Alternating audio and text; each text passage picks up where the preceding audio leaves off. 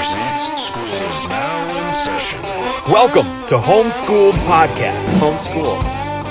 The Homeschooled Podcast. Why? Because he was homeschooled. It's time to document the journey. Welcome back to Homeschooled Podcast. I'm Agostino, Zoida. It's great to have you guys back with us. We know you got a lot of options out there for podcasts. So, hey, anybody that's tuning in, we really appreciate you. I want to welcome to the show for the first time, and I haven't seen this dude in so long. We used to work together a lot back in the day. Ricco Parish is here, everybody. It is me. I like how you podcast voice. Like we were talking before this, and your voice wasn't like that, and then you turned on the podcast voice, so I like that. I got a podcast voice too. Hey, everybody, it's Ricco Parish. Yeah, you know, comics all have a comedy voice too. That's great. You know, when you first go, like you and I will be talking normal, and then you go on stage, and we're like, "Hey, how's everybody doing?" Like, you know, all of a sudden we got like an accent or something.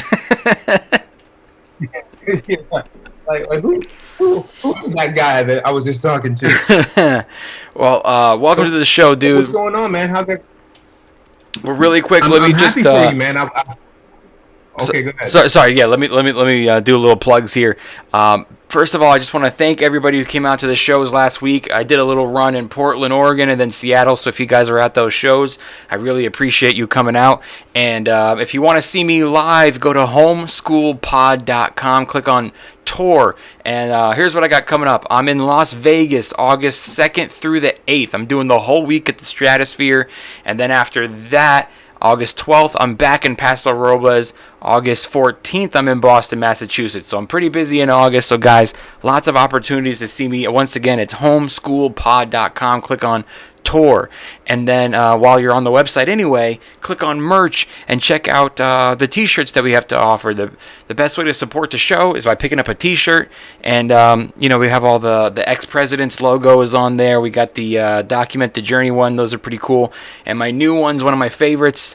It's The Only Love Can Save the World, which is named after my tour this year. And if you get those shirts, all the money goes to help pay for flights for the comics that I take to open for me because places don't pay for that anymore, including my own. So it's super helpful if you guys could do that. Once again, that's homeschoolpod.com. Click on merch. I feel super self-conscious because I haven't got a haircut in like a couple of weeks. I just got back on the road. Pretend like it's the pandemic.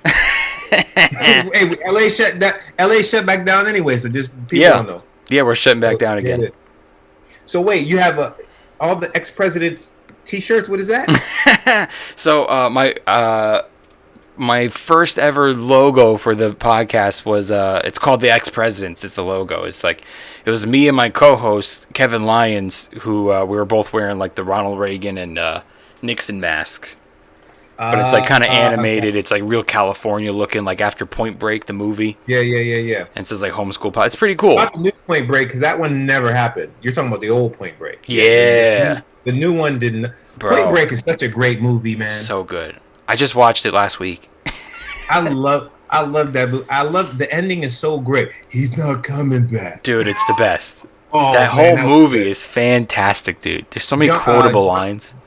Johnny Utah. That was a good movie. Bodie. Yeah, man. You know that was directed by a woman? You said that as if you know that was directed by a woman? How did it sound? Because I didn't mean...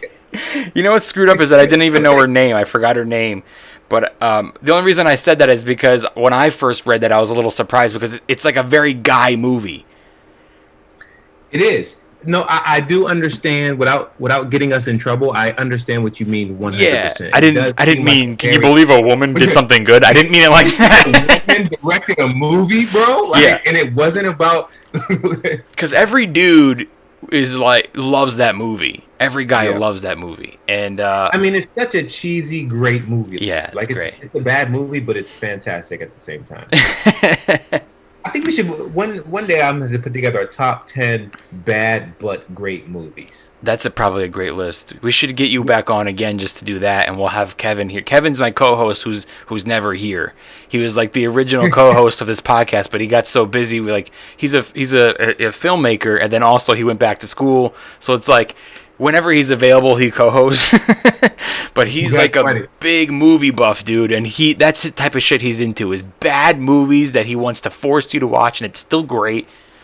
Oh yeah, see, I love that.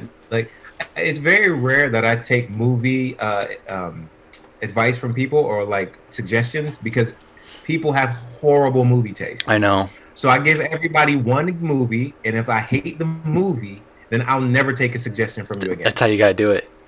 What have you seen lately that you like? Dude, I'm a big with the baby. I haven't really. So I saw Black Widow was just, it was a movie. Yeah. It was good. I liked it because I was okay. expecting, like, I didn't have that high expectations, so I liked it. I think you froze. Yeah, Oh. I thought Black Widow was good. Yeah, I did. I froze for a second. Can you see me now? Yeah. Uh-oh. Yeah, I got and you. then last night, obviously, I watched Space Jam. How was did that? you see the new Space Jam yet? No, I didn't. Dude, you know what? Here's the thing: is I hear people talking about how bad it is, but guys, the co-star is a cartoon bunny. Like, what are we expecting here? We're not expecting. Yeah. And then the other co-star is a basketball player who's never acted in his life. Yeah, like, guys, we're not expecting fucking 12 Angry Men out here. Like, what are we doing? Like, it's just can people just have? I think we've gotten to a point where criticizing is the new thing. Like, everybody just hates everything just for the sake of it. Oh, everybody's No a one critic. can enjoy anything anymore. Mm-hmm. Just be entertained for life is so fucked up. Just Yeah. be entertained for a minute and 47 seconds, hour and 47 minutes. Yeah. Like, what are we doing? Dude, Yelp is what ruined the game. Everybody became a critic, and then and then Rotten Tomato. By the way, like, I don't even. I have a system with movies. Like, I go on Rotten Tomato and I look at both scores, the critics and the audience, and then I kind of make my own judgment based off of their history. The critics always get it wrong. Like, always get it wrong. And the audience gets it not always right, but they're closer. Yeah. Have you ever read a critic's review? Yeah. They just some of the stuff they say, you can just tell they're just trying to be the smartest person in the room and sound really, really clever the way they critique a movie, because they don't watch. Like, for me, when I watch a movie, I just want to be entertained. That's it. Yeah. Everything's going to have a plot hole, unless it's just completely, like, ridiculous. But, like, at the end of the day, you just want to be entertained. So I don't really go into all the hoopla that these critics go into. Yeah. I don't. It's not even that serious to me. That's so funny you said that, because I just watched, I think Saturday, I just watched Lighthouse. Did you hear about Lighthouse? I have heard it. I have not seen it. Okay, so it's on Prime. It's with Robert Pattinson and William Dafoe, and it's black and white. It's just the two of them in the lighthouse. I have heard nothing but great things about this movie. Okay, and I went and watched it, and I think that you're right. I think people just like to sound smart, and I think people like to say they like artsy things so that they seem like they like artsy things. And listen, I like artsy things too, but it also has to be good. Correct.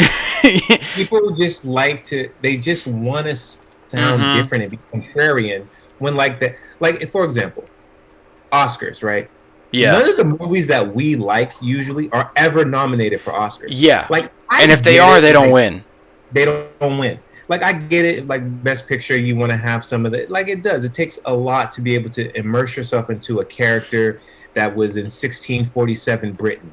But I don't give a fuck. I'm not gonna watch. Like, it's not entertaining to me. Yeah. Like, the average person doesn't care about these type of movies, which is why I think the Oscars itself has lost so much viewership, because it's a bunch of stuff that we don't care about. Yeah, it's a popularity contest. It's like them trying to be politically correct. Like, they'll give literally every movie a win. Like, you'll get the script, you'll get the actor, you'll get the supporting actor, you'll get the best picture, just so no one gets mad. It's like everyone walks away with something.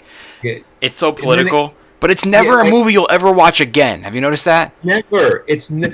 There's now they have 10 best pictures, and I literally have not. I would go through and then not seen one of the movies. Yeah. Like, we used to go to the movies every week. We'd go every Sunday. And how can I not see one of the movies nominated for Best Picture? That, to me, says more about the Oscars than it does about me, because I like all types of movies. Yeah, me too. Dude, Yeah, totally, man. It's like, I mean, a lot of the Oscar stuff were Netflix. I'm not talking 2020 because that was a difficult year, but 2019, everything was Netflix, and the Netflix movies that were nominated were garbage, bro. They were terrible. It's just all politics, man. But it's like, it's everything has turned. Yeah, you're right. It has turned. You're right. It's turned into politics, and who have you greased in order to get your movie nominated, or how many asses have you kissed to get your movie nominated? Yeah, I think the best movie of 2019 was, and it actually was nominated, but it didn't win, was Once Upon a Time in Hollywood. So that I haven't seen because it's like 3 hours long. It is like 3 hours long, but can I tell you something? It goes by quick, and if I could, I'd watch it twice in one day. did the screen freeze, or was that you? You just told me a 3 hour movie was like quick. Yeah, the screen froze, but it was apropos because your screen tried to shut you up. I like how you told me a 3 hour movie. Oh, dude, it's only 3 hours. It goes by quick. What? It does go by quick. Like, you don't feel it. You know what I mean? You don't feel like it's a long movie. That is equivalent to people in Arizona and Phoenix saying 120 isn't hot because it's a dry heat. No, it's not. 3 hour movie going by fast is the dry heat of movie time. No. If you were in that 120 degree dry heat for 3 hours, it'll feel like 8 hours. But if it's 72, that 3 hours is going to feel like 2.5. Dude, every day, me and my wife look for something to watch, and every third day we say Ford versus Ferrari. I mean, we say Once Upon a Time in Hollywood, and we'll look at each other. 247? Nah. Hilarious. I love it. Like, literally, we have almost watched that movie about 14 times. Because I know what you mean. That's why it's so funny for me. Because, okay, so have you ever been like, we're going to watch a movie tonight, right? You and your wife. Mm-hmm. You know what I mean? You're like, tonight's the night. We're going to put the baby to bed, and you and I, it's movie night. And then the time comes, and you're like, so what are we going to watch? And then you end up spending like a half an hour to an hour just on this searching, and by the time you find something, you're like, well, it's already 9:30, so we need to watch something shorter than this. So okay, so I have a solution. Give it to me. This is what we do. I bought a dry erase board that is also a magnet. It's about this big. It's like that big. I put it on the fridge, okay? And every time I think of a movie that I want to watch, I write it on the fridge. Like, because throughout the day, when you're not in the mood to watch a movie, or when you don't have time, you'll think of the movie, but you won't remember it later. So you just write it down. Like, she wants to watch something, she heard something was good, she puts it on the list. Same with you. And then when it's time to watch a movie, you just check the list. You just go like, boom, and then you narrow it down. You want to watch this, or this. So it sounds great. So here's our problem. Yeah. See, when you have a baby, right, and you look at the clock, and it's like 8:30, and you're like, well, we got to go to bed in 2 hours, so what are we going to do here? Yeah. She goes to sleep at 10:30. So, and I don't want to break up a movie, right? Like, I wouldn't want to watch half of Once Upon a Time in Hollywood and then check back the next day, because there have been times that we've done that and not watched the second half. Okay. I was going to ask you that next, because I keep wanting to say I want to ask you guys, but I mean you and Grace. Okay. I want to ask you guys. Because during the pandemic, we all had to get used to watching stuff at home. I love going to the theater. But, we had to do what we had to do, and we were still fortunate enough to have some new releases that we could watch from home. And I feel like there's good things and there's bad things to watching something at home. You're like, hey, I'm in the comfort of my own home. It's cheaper to buy snacks. It's cheaper to buy drinks. You know what I mean? There's things like that. If you want to go to the bathroom, you can pause it. The baby wakes up, you can pause it. You don't have to get a sitter. Like, there's good things to it, but also I feel like you said, like, pausing it and then coming back tomorrow, it's not the same, No, it's not the same at all. I tell you, like, so when Grace and I first started dating, and you remember this, when I first started at the Haha, I was there Thursday, Friday, Saturday. So yeah, pretty much. Like, Thursday, both shows, Friday, bullshit. Like, it was, So then the only time Grace and I could hang out was Sunday, and so we'd go to the movie every Sunday, because I would be so tired, I wouldn't want to do like be out and about, because I'm like, yo, I gotta rest because I gotta go to work tomorrow. So we went to a movie every single Sunday. We'd go to a movie, so it became our thing. Yeah. So movies, like, so I actually miss the movie experience, like going to the theater, we go to the La Cañada with the big chairs that lean back, and you get the popcorn, and like I actually miss that aspect of it. Me too, dude. And I can't even think of the next time I'll actually even be able to go to a movie, right, with a baby. Like, so you have yeah, it? you get a theater. No, I haven't gone to a movie. We haven't gone to a movie yet. I don't know. And now, especially considering the fact that they're releasing the movies at the same time on like Disney Plus or HBO Max as in the theater. So you pay $30 for the movie, but you can watch it at home, like you said. Yeah. But then you own the movie. Right. So it's like, I'm going to spend $30 to go to the theater anyway. Financially, it makes sense too, especially if there's more of you in the house. Yes. But I do miss like the big screen and the sound and just I actually miss that part of it. Your Wi-Fi was doing something weird. We heard some monster sounds for a second, but I got what you were saying. Yeah, dude, I actually went to the theater a couple times in the middle of the pandemic. So Orange County for a minute was open. Yeah, oh, they were thick in it. They didn't care about it. Yeah. And bro, I drove to the Irvine Spectrum. And that's the good theater too. It's a good theater, and I watched Tenet. How did you like Tenet? I did like Tenet. It's not Christopher Nolan's best, and it was a little difficult to follow. For me, like normally, that's not a thing. I don't have a problem following movies. And some people have said that before, like about Inception, for example. I have no problem following it. But this, to me, was a little hard to follow, and I did watch it again recently on an airplane, and I did pick up some things that I had missed the first time. But it's good. It's just not great, and it's not his best. You know, that's interesting, because oftentimes I make the mistake of not seeing a movie when people say it was hard to follow, but I don't have a problem following movies. So I don't know why I listen to the people who... I haven't seen it, because you bring up Inception. I have yet to see it because people say it's so hard to follow, but I'm like, I never have a hard time following movies. So why Inception is I'm a little jealous of you that you've never seen it, because I wish I was going to watch it for my first time. Like it, dude, that's one of my favorite films. It's so good, bro. All I know is that the screen bends and all types of tricks and stuff. Like they're in some dream sequence, something doing some stuff. Well, that's why I like the DVDs, because it'll show you like the making of, and afterward you can see how they got all the shots and stuff. It's crazy. Like there's a scene with I love DVDs with like that. That's why I love DVDs rather than streaming. That's one of the reasons. But yeah, there's a scene with Joseph Gordon-Levitt where he's fighting with no gravity. He's fighting this dude with no gravity, and you can see like them. It's like, how did they actually do that? And then they tell you afterward that they actually had a room made that looked like the hallway that they were fighting in, and they rotated it as the actors really had a fight in this rotating room. Yeah, Nolan's badass, man. He's so good. But yeah, so did you see Tenet? No, I did not. It's more hard to follow than Inception.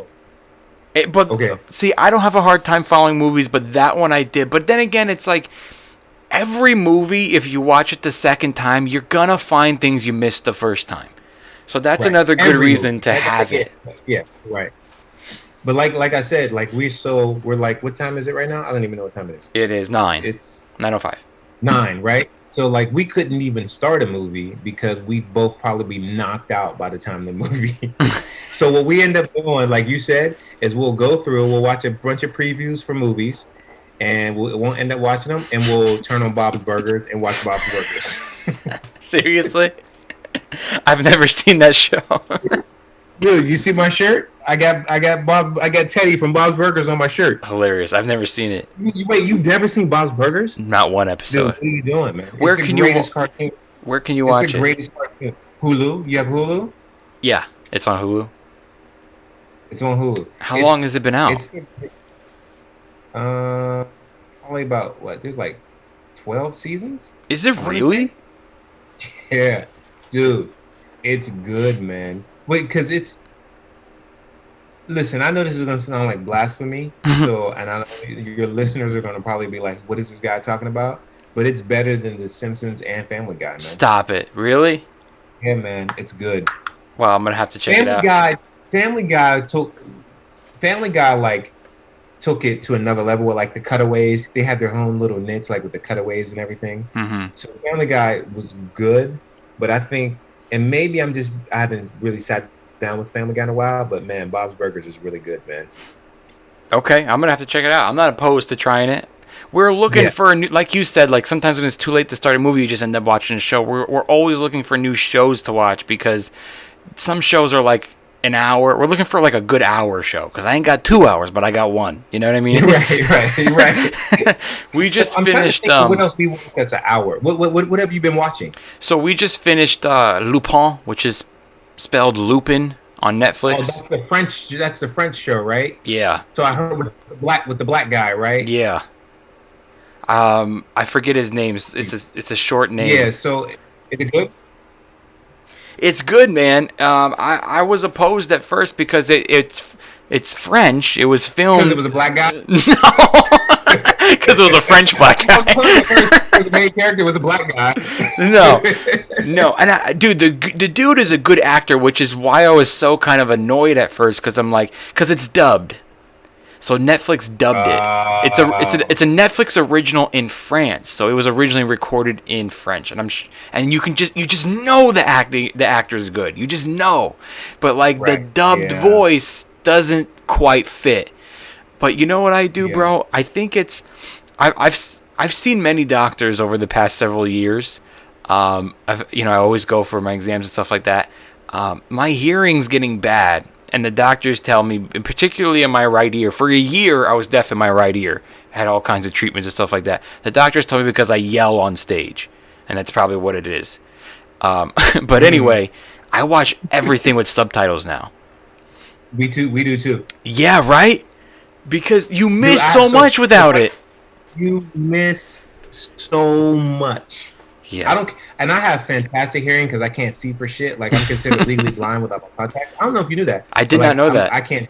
Yeah. Like without my contacts, I'm considered legally blind. So my hearing is fantastic. Like every time I go in somebody's house, I'm like, why is the TV so loud? They're like, it's on 8. I'm like, turn it down. Like, You're like a bat. Yeah. But yeah, we watch this. We have the subtitles on all the time on everything. I got because into so many lines and so many things that you miss. Right, and I was able to get through Lupin, which is we can just say Lupin. I was able to get through the dubbed portion of it because you spend a lot of time reading rather than paying attention to the lips moving. But it is really good. It's 2 seasons and we watched them. Oh, we binged them like so fast. I was like, I'm so upset that we binged it that fast. So did you read it in a French accent? No. But it's I first got into subtitles when I watched Peaky Blinders. Did you watch that? No, but they talk really weird, right? Well, they're like Irish and English. Yeah, so Irish, they have really Irish, like thick Irish accents, right? Thick accents, bro. Like thick accents. And a lot. Someone told me the show is phenomenal, and I tried it. So I put on episode 1, and I was like, I don't know, I'm not really into it. And then I tried it again a couple weeks later with the subtitles, and I was like, oh. Grace is shaking her head. I think Grace has watched it before. I don't think I've seen it. That's why there's that one Brad Pitt movie where he has a really strong accent, and I've never seen that movie because you can't understand what he's saying. What is that movie? No, I want to say Valkyrie, but that's Tom Cruise, right? No. Yeah. What is that Brad Pitt movie?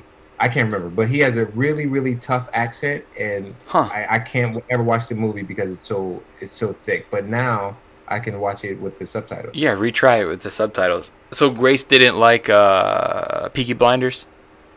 No, she likes Peaky Blinders. Yeah. Oh, she does. Here's the issue I think that you'll have is that if you guys can't start stuff till late, like after the baby goes to bed, the problem you're gonna have is like you're gonna have to watch something really violent before you go to bed, and Jen hates that. Jen does not want to watch anything violent before she goes to sleep. She'll get nightmares. She wants to be in her Zen space. Yeah. Whenever we watch something violent, she'll always be like, "Can we watch like a episode of something funny before we go to bed?" She needs like a buffer between the movie and bed. Yeah. No, it's called Snatch. That's what it's called. Oh, I don't think I've heard of that.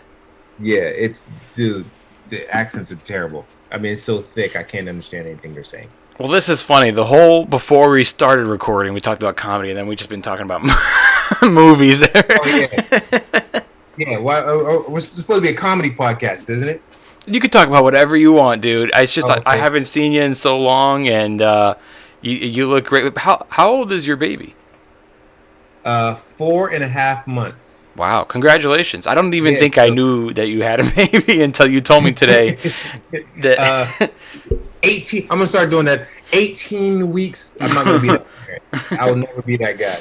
So yeah, 4.5 months. His name is Jaden, born March 1st, 2021. Jaden Parish. It's been great, man.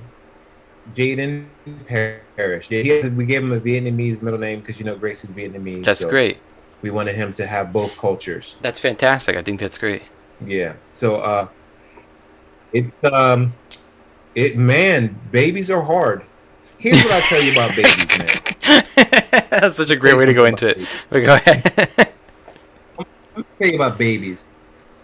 Babies aren't really that hard. It's just that you don't know what you're doing, if that makes sense.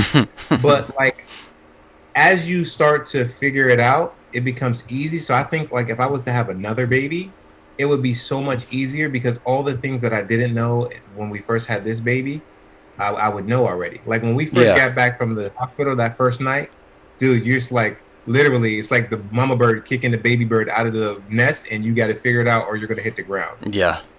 And it's like they're crying and you don't really know what they're crying for. Now, every time he cries, I know by the way he cries what he needs.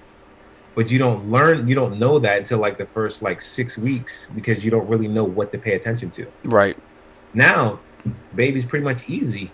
It's kind of like relationships too, right? Like, in a way. I mean, men or women, we can both like. There's in the beginning of a relationship, there'll be like signs, and you'll know what's bothering them, or you'll know what they need, or what will make them feel better. But you won't know that in the beginning, Right. But if you had a second baby or relationship, I'm just kidding. If you had a second. well, one of the reasons why relationships are so hard is because women are so passive aggressive. Right? Women are they don't want to just tell you what's wrong. They want you to kind of figure it out. Yeah. Well, you should have known. Well, I'm sorry. I didn't know I was supposed to be Dionne Warwick out here and be able to read mine. This is why you need headphones when you podcast, because your wife is hearing all of this. Anyway. Hey, I don't hide anything from her. She's heard me on podcasts before. That's right. But then afterwards, you're going to be like, you mad? She's going to be like, no, but she is. Oh, I already did. Look, here's the thing about her is I know she's always mad at me. So then it's okay. Yeah. I never have to ask her because she's always mad. By the way, this episode started with me already sounding bad because I was like, can you believe that was directed by a woman? And then, which is not how I meant it at all. But there is a point in stand-up comedy that I would like to make, and I just made it in a recent episode, and it makes me sound very sexist, but I'm not. Okay, you know. Oh boy. Okay, oh boy. But it makes. But it's kind of an observation. Eject right now. Say what? Should I eject right now, or should I stay on the podcast? No, you can stay. You can stay. It's nothing Right. bad because you and I don't say this, and most comedians don't say this. But know, people and even audience members, including women, will tell you that they don't think that women are as funny as men, stand-up comedy. I don't think that's true. I've seen a lot of extremely funny women in my 12 years of doing stand-up. I'm sure you have too. But I've heard it from you hear it all the time from the audience members. Like women will come up to you and be like, "Oh my God, the opener! When I saw that she was a woman, I didn't think she was going to be good, but she ended up like." You'll hear stuff like that all the time, right? And I have a theory. That it's not that they're not funnier. My theory is that the best comedy is complaining. Like the best stand-up comedy is complaining about something, anger. Like you don't want to hear about how great life is going. That's not the best. It's not the best comedy. No, the best comedy is complaining, and we don't really see that side of men very often. We don't really see them opening up and telling us their thoughts that they have about subjects. They kind of keep that stuff to themselves, and they're not really good at communicating. That's a stereotype about us, is that they'll say we're not good communicators, and that's true. But when you see a stand-up comedian, it's like you're getting inside the male's point of view on certain things for a little while. Mm-hmm. And then when you hear a woman complain, it's like, I heard that shit before.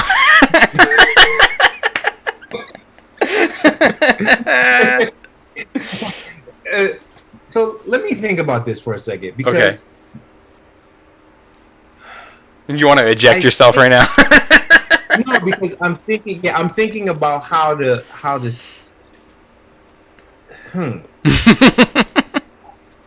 I do. Okay, so let me ask you this: why? So why do you think women aren't funny? See, I think a lot of it is because we've heard people say all the time that women aren't funny, so it's almost like it's still prophecy. Like, we just think women aren't funny. Where does it come from? I think they're not funny. I think the reason, like we talk about movies, right? Yeah, we talked about movies earlier, and if you hear like 20 people say this movie's really bad, if you watch the movie yourself, you're like, even if you would have saw it with a clear slate, you might have thought it was a pretty good movie. Mm-hmm. Maybe you're like, Yeah, but I think a real problem in comedy is that women are really pushed to the front quicker because there's not as many of them. So let's say you and me won't get a TV special or get seen on anything until we're 12 years in. Mm-hmm. But a female comedian will get seen at 4 years in because there's not as many of them. Right. And when you have like a variety comedy show, whether it be on television or in a comedy club, you want to make sure that you have a female performer. You don't want it to be all males. So they'll always have to book a female. And the problem is, like I said, there's not as many as there are male. So they're often put into something when they're not ready. And so the world sees them, not that they're not funny, it's just they weren't ready. Right. You know, and compared to a male who's been doing it 12, 15 years, and then you're going to compare a female, and you're going to go, oh, women aren't funny. It's like, no, she hasn't been doing it as long. Yeah, because I've seen some really, really... Plus, I think one thing is, like, there's so many more male comedians anyway. Yeah. So, like, man, you could go to a weekend and not see one female on the whole lineup. On the whole lineup, yeah. And like, you can probably count the famous female comedians that are stand-ups. You can probably count them. You could probably go like, boom, bump, bump, bump, bump. Yep, I think I got all the major ones. Here's what I think one of the problems is, too, is that I think women have to be incredible when men can be mediocre and still... And that's what I think is completely unfair. Like, for the most part, women have to be like, Wanda, and you have to be almost be incredible to get to that level. When we know a lot of mediocre male comedians who are stars. Yes, we do. That's not. I don't think that's available, and I don't think that's available to female comedians as much as it is to male comedians. Yeah, that's right. And I'd much rather have a funny female comic that's even been doing it 5 years than to have some of those dudes that just keep doing the same stuff. Like we were talking about before the podcast started, like with the same stuff for 10 plus years. There's guys that like you watch yourself pass them. Do you ever notice? Did you ever notice you passing dudes? Like when you first started, you thought these dudes were so funny. You looked up to them, mad respect. Yeah. Like they came in the room and you would like open the door for them. Like, yo, look who's here. You sit back and watch them. Now I sit back and watch them. And that's funny because I wonder, were they never funny, or has what I thought was funny changed? The second one. Yeah. Because you'll still watch them kill sometimes. Yeah. To an uneducated audience that's never seen them before. And they don't really know where stand-up has evolved to. But audiences are so educated today. You got Netflix, you got YouTube. Every comedian has a podcast. So if there's a podcast you like, you can go like YouTube your favorite comic set. Like, good comedy. Well, does an audience know? Are you talking about a comedian? Do you think audiences know good comedy? More than they used to is what I'm saying. It's They're so more subjective though. At the same time, That's true. It's very subjective, but I think audiences are more educated than they've ever been. I'm not saying all audiences are, but I'm saying there are more channels and places for you to discover comedy, as opposed to before you would when you travel to a small town and you get a mediocre comic and he's killing, but it's like they don't know any better. Yeah, that's a good point. YouTube has really you can see some of the greatest comedians ever without ever leaving your house. Yeah. Without ever buying a ticket, you can see some of the greatest performers ever. Brilliant writing. So yeah. Brilliant writing. Yeah. And then you're gonna go to a comedy club and you're watching some dude do a Bill Clinton bit. So not only is it outdated, but it's also corny. Dude, there's dudes doing Bush jokes still. It was on the dress, bro. It was on the yeah, the O.J. Simpson glove bit. Yeah, dude, O.J.'s gonna start stand up, and you'll still be doing that bit. That's one reason I never really like to do topical material. Yes, because it burns out. It burns out. You can't use it anymore. I try to stay away from it. Obviously, if you're hosting or you're doing something, it's like a throwaway, fine, whatever. But I never really like to do topical material because it gets burned. Same. But there are people that are still talking about 80s rap and 90s R&B. Remember in the 90s? I know. What? I've what was I just gonna say? I think that there's a purpose for topical. If you and I were Bill Burr and we had to come up with an hour every year for Netflix, I would do topical stuff because it's gonna come out this year. And then next year I gotta do a new one.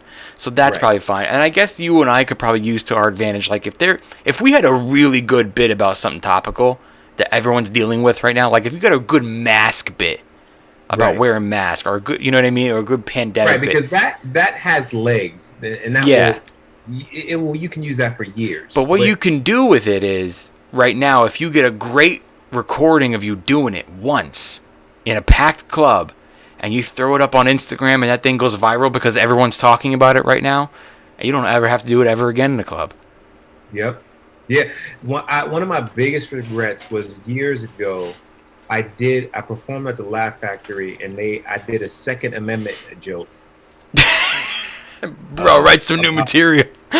Yeah. About a musket and that, it was good. I just wrote it. And it was one of those, this is going to be good. So why do you regret it? Because they recorded it and they asked me to put it on the website, and I told them no. Because I was like, I just started using it, not thinking like you said, boy, if this goes viral, what could have happened, right? I mean, who knows what could have happened? Yeah. And then I saw a commercial using the same idea behind my joke, and then I saw.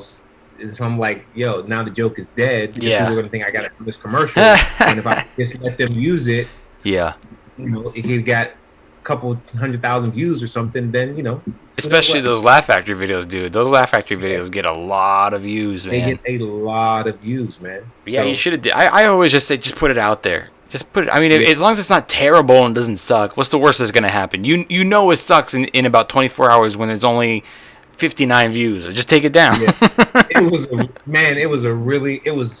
good.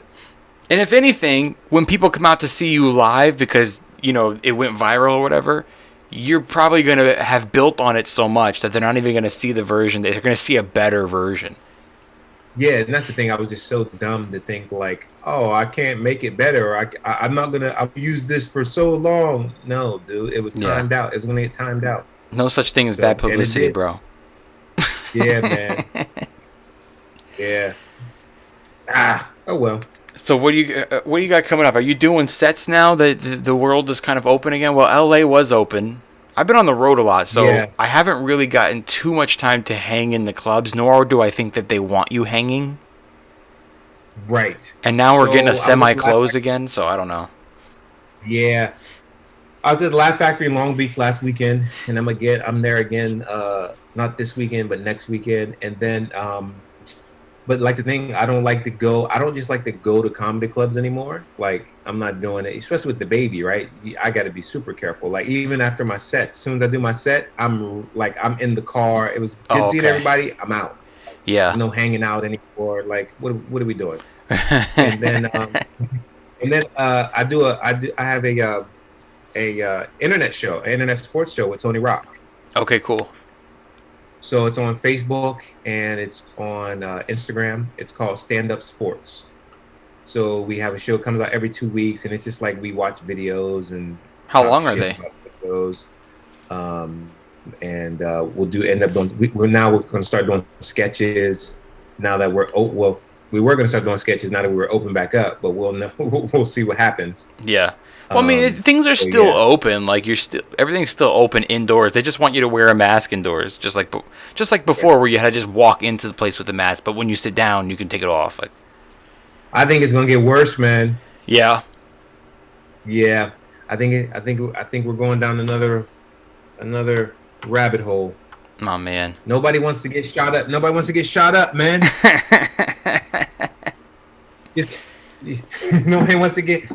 to get it in the arm, man. Oh, nobody wants to get that pokey? No, nobody. Yeah, nobody wants to get that pokey poke in the arm. Oh man. But anyway, yeah, it's.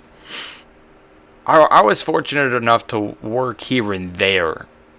I mean, it was nowhere near as what it should have been, or as much as I'd like it to be. But in 2020, I got like maybe 4 on the road gigs, and then. Since February of this year, I've been like on the road, like with 1 to 2 gigs a month, and then in May I was in Dubai for like 2 weeks. Oh, how was that? It was a interesting experience. It was a great experience to do stand-up comedy in Dubai. I did a 2-week tour. They kept moving you every night to a different hotel. You were in the base? You were in the.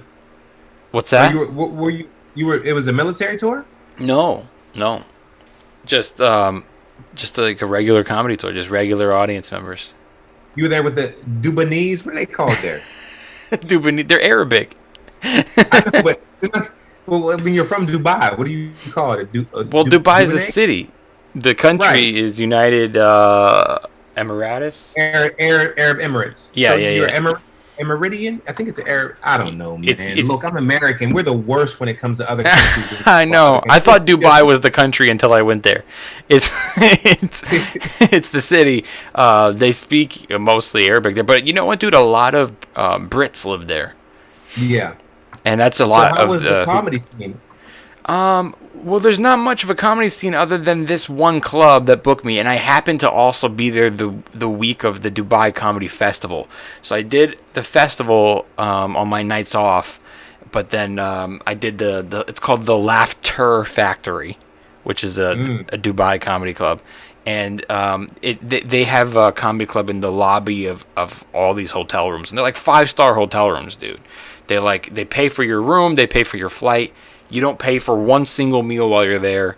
Like whatever hotel you're staying in, they tell you go to that restaurant, you eat whatever you want, it's covered. So it was a good gig. I was super homesick. 2 weeks in another country, bro. Away from your wife. And the wife didn't go with you? No, she didn't go with me.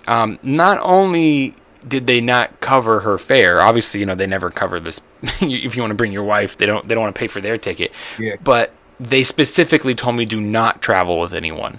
And they said there's too many reasons to mention. But when I got there, because I was thinking about buying my wife a ticket to come along with me. Mm-hmm. And but they said don't. They said, first of all, it was tough enough with COVID and everything, with me having to get the test. And then you got to get a test to come back in the country, which is scary because if you don't pass it, you're stuck in Dubai for another 2 weeks.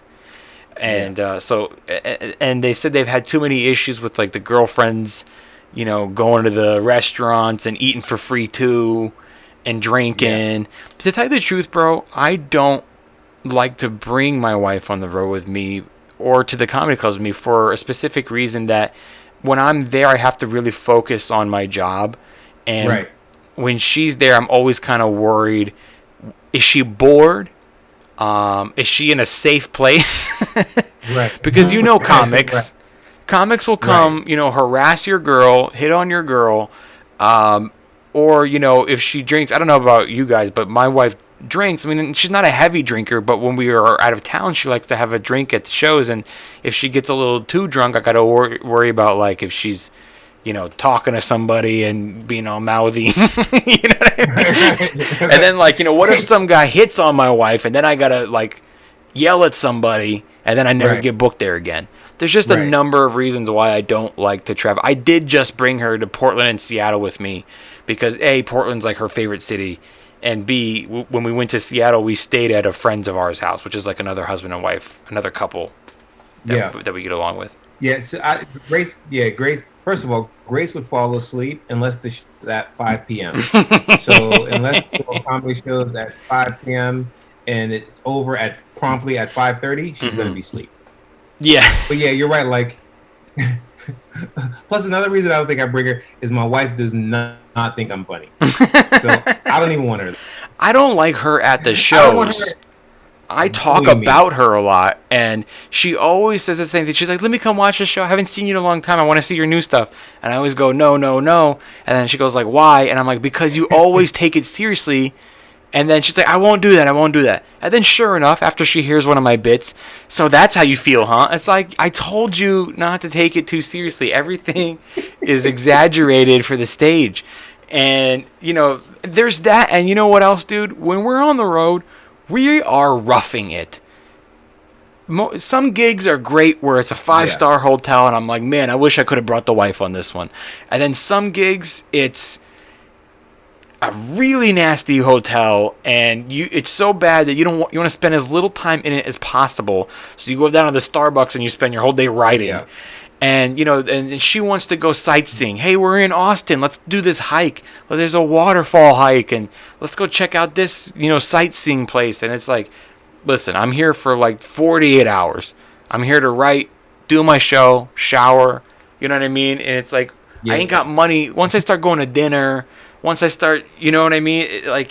You're coming home with less money. Now you have a loss. Now you have a loss, and the whole point of this is not vacation. That's how you earn a living, Yeah. You get it. The guys always get it, but explaining that to your wife can be difficult. Well, the good thing is, like I said, Grace doesn't even care. She'd much rather. Grace is a homebody, so she'd much rather be home, which is fantastic. Well, it works out. I mean, you guys have a baby now. Somebody's got to stay home and watch it. But you'll feel safer on the road. This is horrible to compare, and I don't want to be that guy that compares a dog. Are you comparing a baby to your dog? Yeah, that's exactly what I was going to say. Yeah. It's the same. Let's compare my human being son to your 8-year-old puppy. Let's do that. Let's see.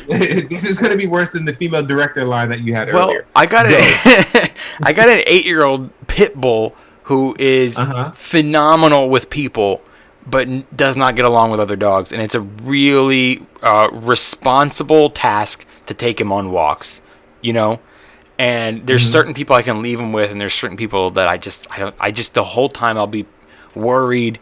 I live on the second floor. Is it too hot? Did they put the AC on? Like, you know what I mean? I'm just constantly worried. I just feel better. And then I got to hire someone to watch the dog. Or if you and your wife both go, you got to hire someone to babysit. It's like, again, there's loss instead of profit. Yeah, it's the same. Like, then I got to hire somebody to walk my kid. Like, it's the same it's like the same exact thing. And my kid's not that great. I mean, he's great with people, but he's not great with other babies. So then, like, yeah. See, I named my dog Carmine McFly because he's Italian and Irish. I wanted him to get both cultures. I thought you named him after Marty McFly. He is. His which is another good that really is my dog's name. That's why you're a Back to the Future. That's why you're a Back to the Future guy. Big Back to the Future guy. Probably one of my favorite movies of all time. I remember that about you. Yeah. Yes, I remember that about you. So my dog's name is Carmine, which is Italian, but it's also Joe Pesci's name from A Bronx Tale. But he's only in it for a second. At the end, he becomes the boss. And then McFly is his middle name. It's on his chip, bro. If you scan my dog's little chip. His QR code? His QR code. Look at you. You learning already. Call with the callback. Bronx Tale. That's the movie when the with the old reach. If she doesn't reach across to unlock your door, right? Yeah. Yeah. Yeah. With Chaz Palminteri. What a crop. What a crap. Yeah. So, Dumper. She's not the one dumper. She's not the one. Jesus, man. You know, dude, I'm running out of time, but one last thing I want to talk to you about before we go is, because I remember you were a big sneakerhead like I am. You know what, dude? I steered away from Nike the last couple of years. I'm not a big Nike dude. Hush your mouth. So you're still heavy into the Nike? Wait. How can you be a sneakerhead? Yeah. And not what other sneakerhead sneakers are there? I'll tell you what I've gotten into. I've gotten into, you're not going to believe it, New Balance. Wait, do they still make those? Yes. You know what's funny about New Balance? Let me tell you a New Balance story. Grace Parish, who used to be Grace Wynn, when I first started dating her, I went to her house the very first time, and I saw a pair of New Balance. And I said, what the hell is this?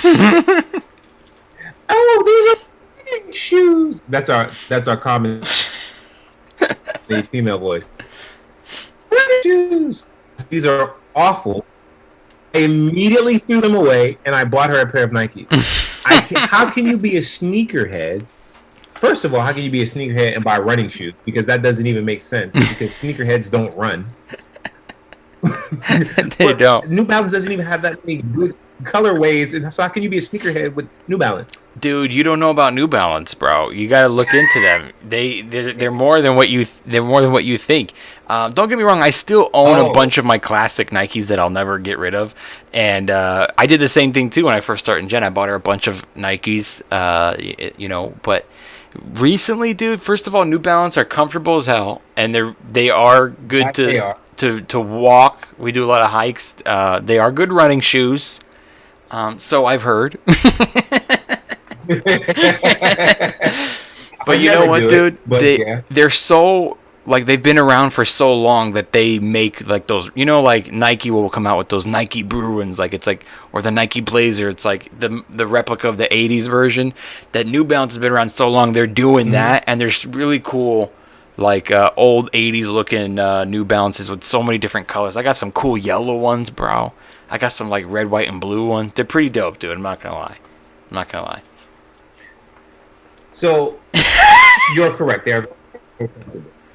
Yeah. They 100% are comfortable. But here's the thing about sneakerheads, is that a real sneakerhead, it's about fashion, not comfort. You will sacrifice comfort to look good. No. That's the essence.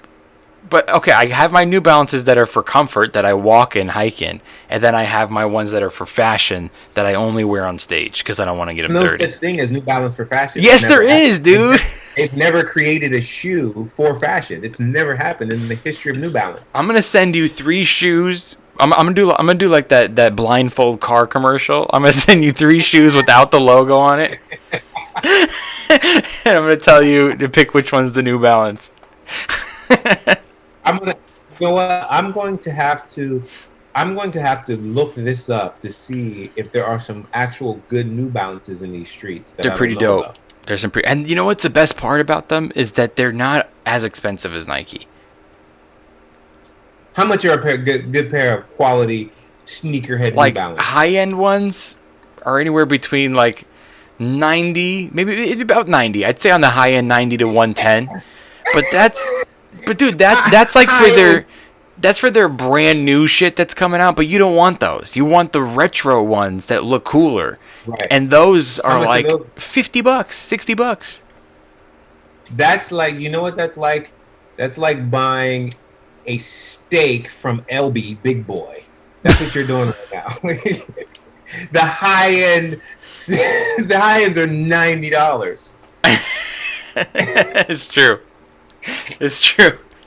That's like remember Meet the Parents when he wanted to buy him a bottle of wine. He's like, "What's the most expensive wine you got?" They're like, "Mum's, it's $12." And he's like, yeah, exactly. He's like, "That's it?" They're like, "You can buy a lot of them if you want."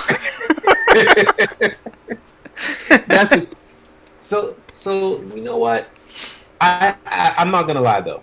I will say I have seen, like, I saw a pair of orange New Balance. I think they have like a red N or a yellow with a red N.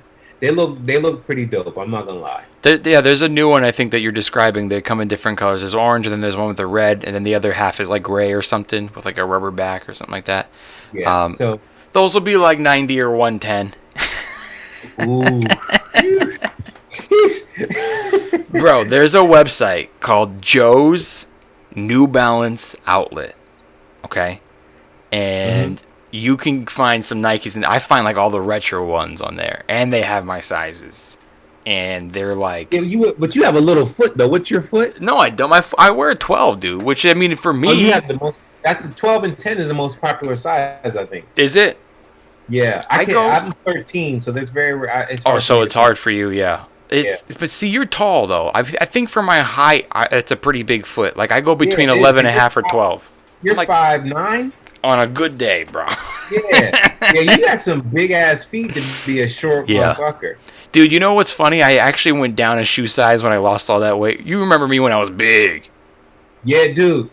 I'm happy for you, man. 'Cause Thank you were you. a big motherfucker. I was a big dude.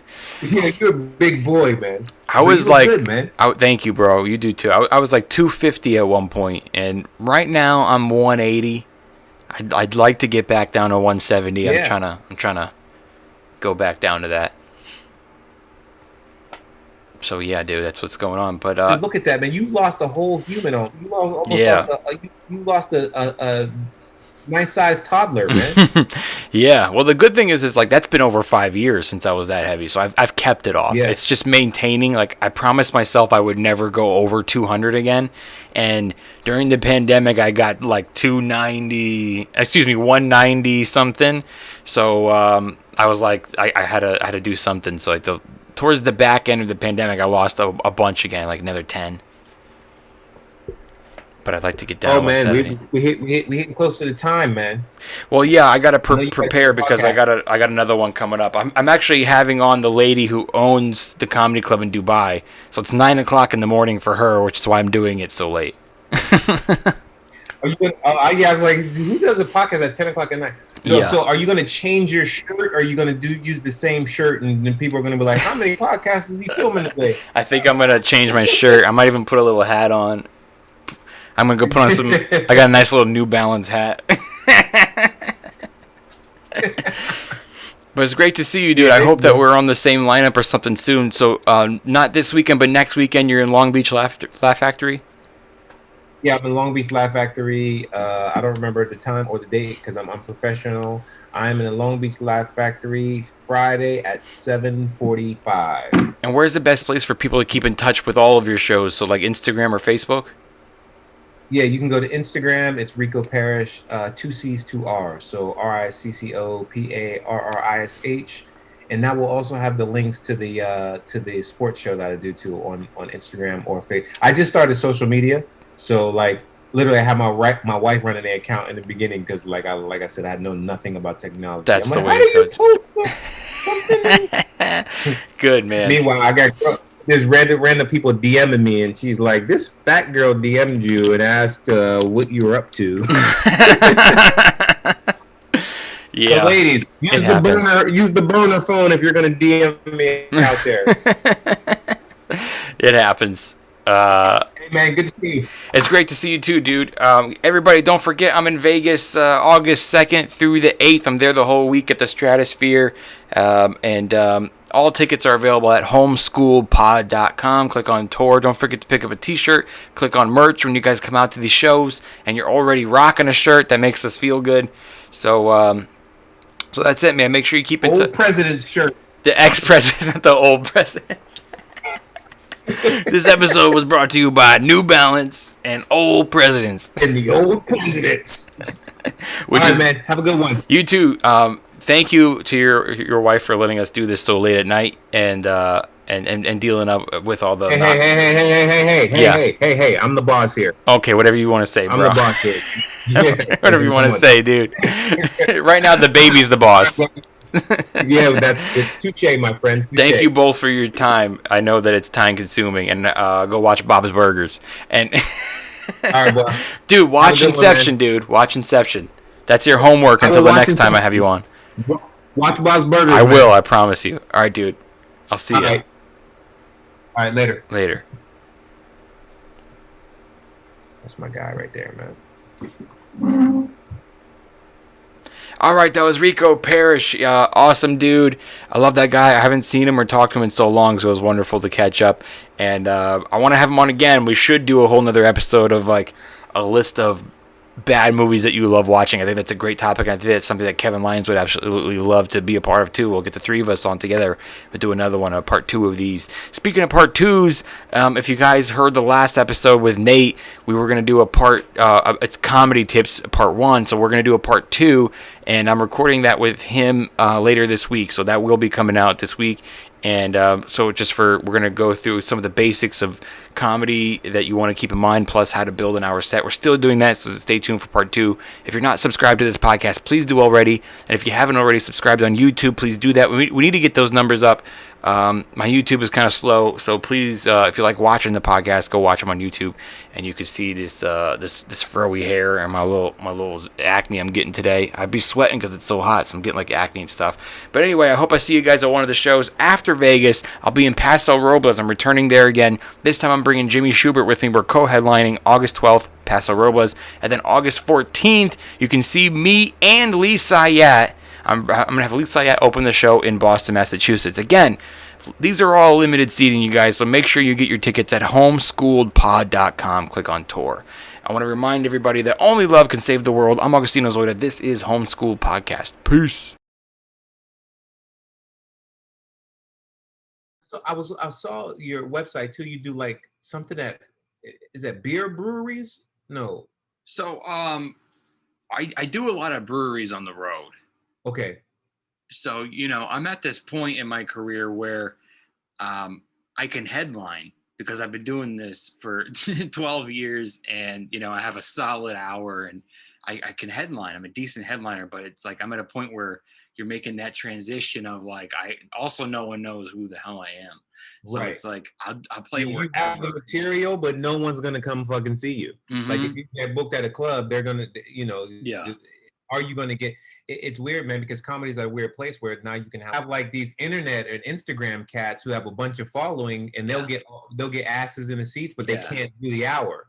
Or meanwhile, you'll have someone who can do the hour, but may not necessarily be able to put the asses in the seats. And club owners don't give a fuck about material as long as there are people in the seats.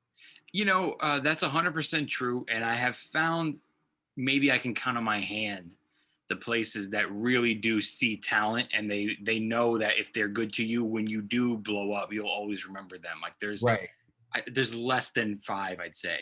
Right. Yeah.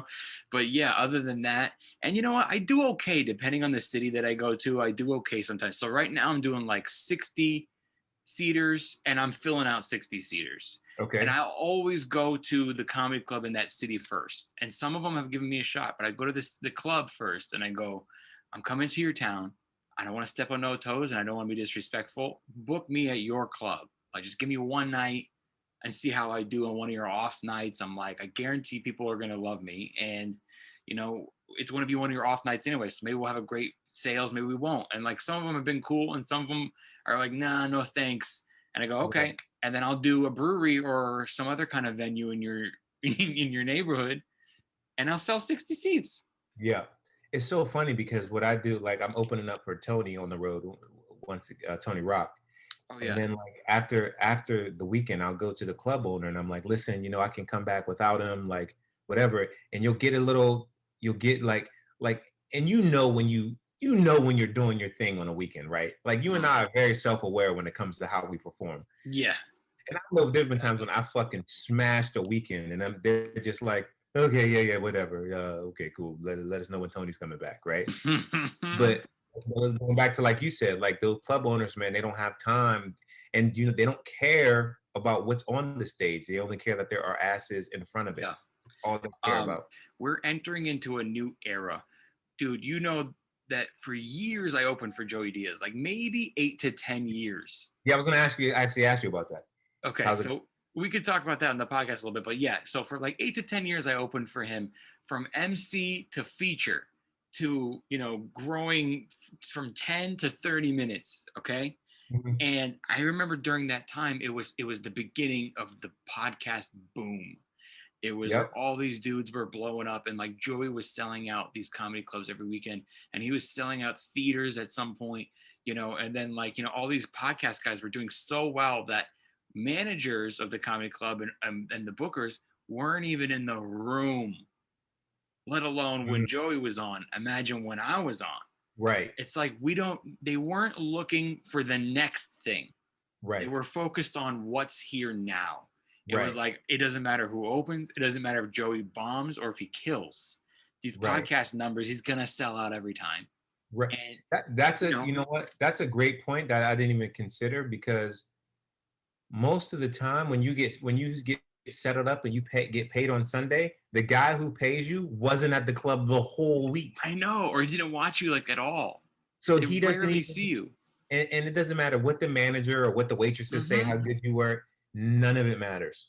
Exactly, dude. It's because they didn't need you. No. But they overlooked one small thing.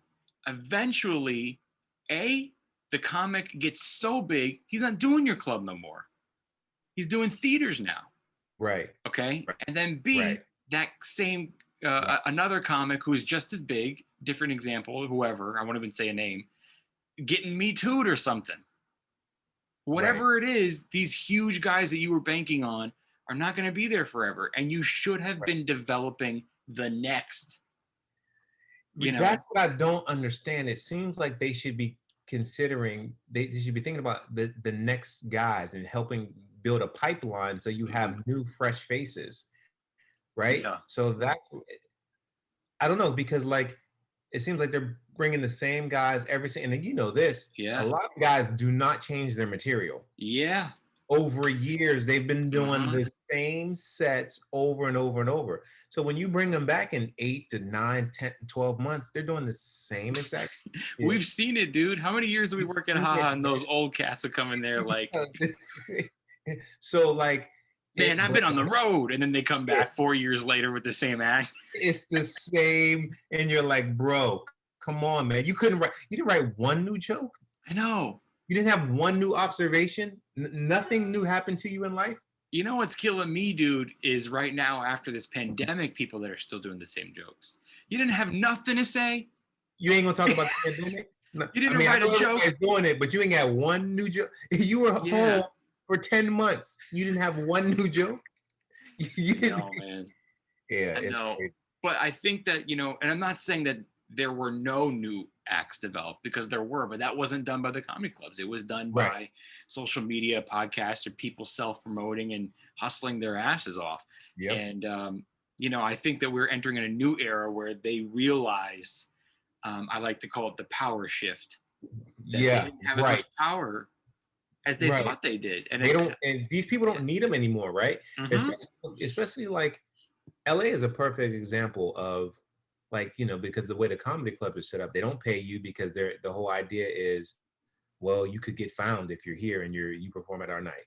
Yeah. It's super hard to get into the big comedy clubs here, right?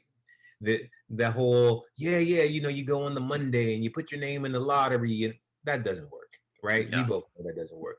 So now people are just like, you know what? I'll put my own show on. I'll find some bar who's like, yo, I'll come in on a random Thursday. You ain't got nothing going on Thursday anyway. Let me put together a show and promote the hell out of it. And a lot of these bar shows are better than comedy club nights. Yeah. I mean, if you know what you're doing and you run it right. And exactly, dude. And that's what I'm doing. Like I said, no disrespect to any comedy clubs. I'll always come to you first, but you guys really turn me down a lot. So I'm going to sell my 60 seats at another venue nearby. So that's where, like, the breweries are really awesome because, like you said, it's a bar show, but not really. Like, you can make sure it's a professional comedy night because a lot of the breweries are not open 7 days a week. See, you know how to do it. And that's the key. Like, we come, like, you didn't even start doing comedy at first, right? No, I didn't. This is why I want to. So even when you were working at the Haha, before you started doing that, you were doing comedy before that? Yeah, I was a comic before I worked at the Haha. Yeah. Okay. So, but you got to see how to put together a show in a good way, how to put together a bad show. You were doing like all types of stuff, right?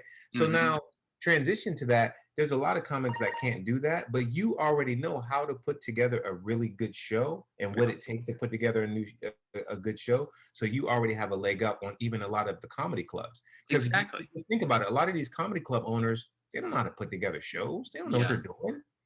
And you know, a lot of the owners, they got some kid in there managing, you know, whoever. Maybe the kid's got great recommendations. He managed, you know, TGI Friday, and he was, you know what I mean. I'm sure they're great. Right. You know, right. he got a great resume. The local bowling alley. This guy. Yeah, he's responsible. He shows up on time. He's a good worker. He or she. And, you know, they show up, and that's fine, but like they don't know a comedy show. So a lot of the times they'll put whoever to manage, and they don't really know. They're not looking for talent.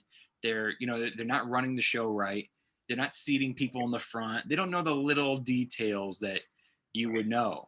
So yeah, dude, I found myself doing a lot of breweries, and they're easy to work with. You know, they have big spaces often. It's either their front of the house, which is like a little bar, or they have the area where they make the beer. The brewery's like on the premises, and you know, if we need to, we'll do those. And they put chairs out and a little stage and stuff. And so I found myself doing those a lot. So I called the show Laughs and Crafts, so for craft beers, and just kind of taking it wherever anybody will have me. And it just giving it a name is kind of like got me in the door of some breweries. How are the crowds? So, because the crowds are there specifically to see the show, correct? Mm-hmm. So how do you pre-promote? Does the venue help pre-promote? Yeah. So okay. You know what, dude? Yeah, everybody buys a ticket. So there's nobody in there who is just at a bar and there's a comedy show going on. Got it. You have to pay to get in. And if a club doesn't want to charge, I won't do it. Got it. Yeah, because you already know, man. Free tickets in a comedy show, it's no good. Well, people just walking into the brewery that they usually go to on Friday night, and all of a sudden there's a show going on, and they don't really know how to behave, and that's going to screw it up for the people that want the comedy club experience.